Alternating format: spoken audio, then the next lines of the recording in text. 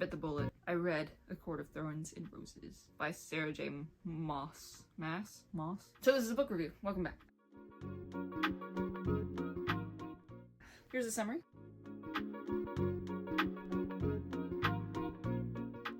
This book has been circling on book threads and everywhere for, I feel like, forever. I'm like, and I never really wanted to read it, and I've heard it's like a lot of smut, and I don't like that. But I bit the bullet because everyone was talking about it. I was like, okay, I feel like this is something I probably need to read, just so I can see how I like it. Have you read it? Did you like it? If you did, you might not like what I'm gonna say. I thought it was okay. I thought it was fine for what it was. It's not as smutty as it made out to be, but I heard that the other books are like increasingly more. So if you like that thing, you probably really enjoy this series. I just don't. So whatever. I thought, can you remember her name? Hold on. Feyre? I thought Feyre was the tad on the whiny side. I don't know. Everyone jokes about how she, whenever she finally became like when she finally started eating or whatever, she was just gorgeous and had curves in all the right places and whatever. And I was like, well, I don't care, honestly. Like, beauty's in the eye of the beholder, man. Doesn't matter. Tamlin was fine. In the beginning, he kind of made me cringe. Because I was like I was wincing. I was listening to an audiobook, by the way.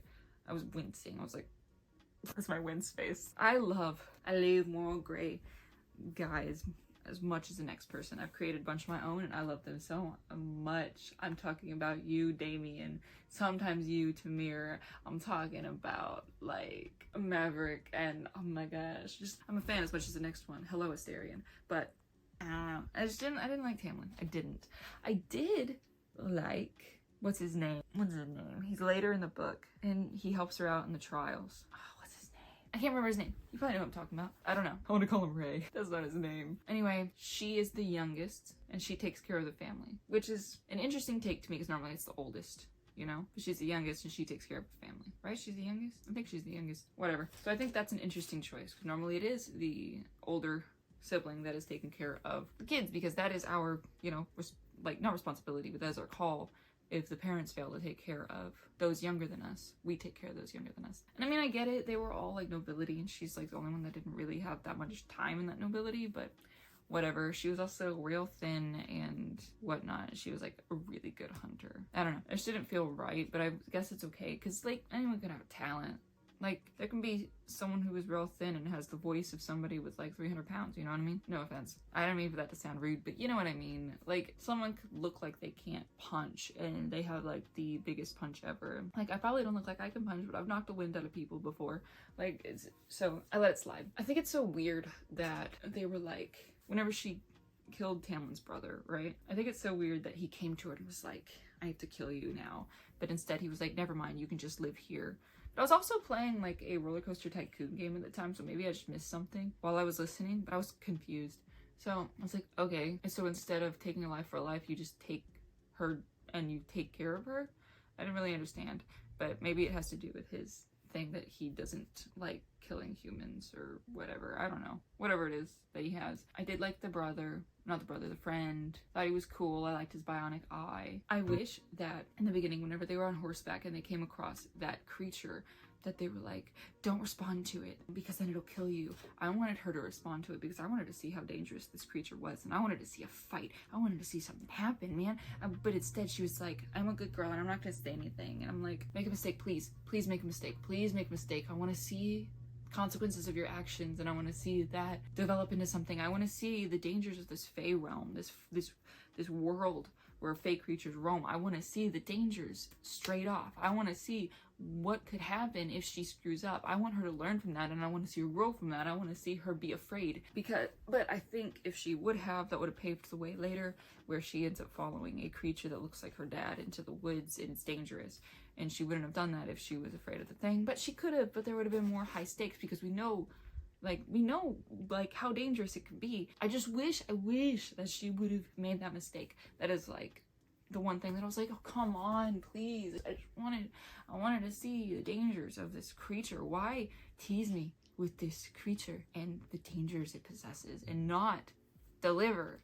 Like, it's like dangling and be like, no, never mind, and then you eat it. Like, I wanted to see it, or at least see, I wanted an example of how dangerous this this Fey world is. And there's a lot of her getting to know Tamlin and all that. And yeah, Tamlin is nice to her and she's whatever and she gets to paint. And apparently there's a joke among the community that loves these books that she's actually a terrible painter and everyone's just like, oh yeah, you're doing great. And I think that's really funny. It is really funny to imagine that. I did enjoy how she kind of compared things to painting, or she was thinking about painting.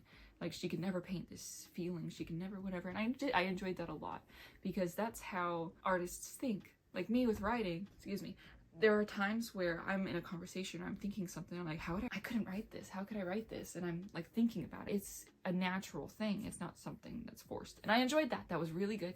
I thought it was a bit slow at times, but I think just because I know this is a romantasy. I know this is mainly romance in a fantasy world. So it's slower because there's more romance and not as much action as I wanted. I wanted to see the danger of this world. I wanted to learn more about the world. And yeah, we got a little bit. We got to see a little bit whenever she went to that little festival thing. I don't know. I wanted to see more consequences for her actions. I really, really did. And I think that's what didn't put it over the edge for me. And I was like, man, it's okay, because I didn't get to see the consequences of her actions, and that's what I really wanted to see. So a lot of people love these books, and that's great. I'm so glad that they really enjoy these books.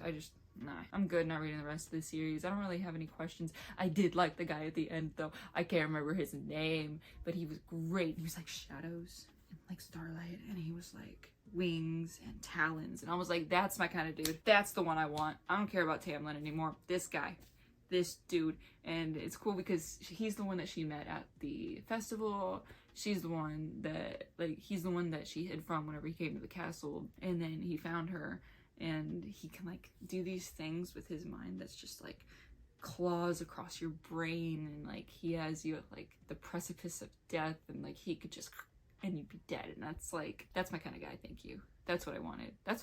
Like, that's it. Don't give me a morally gray guy unless he's like that. Like, sorry, Tamlin, you can turn into a big beast. Yeah, okay. This guy can reach into your brain and squish your little brain like the juicer from That's So Raven.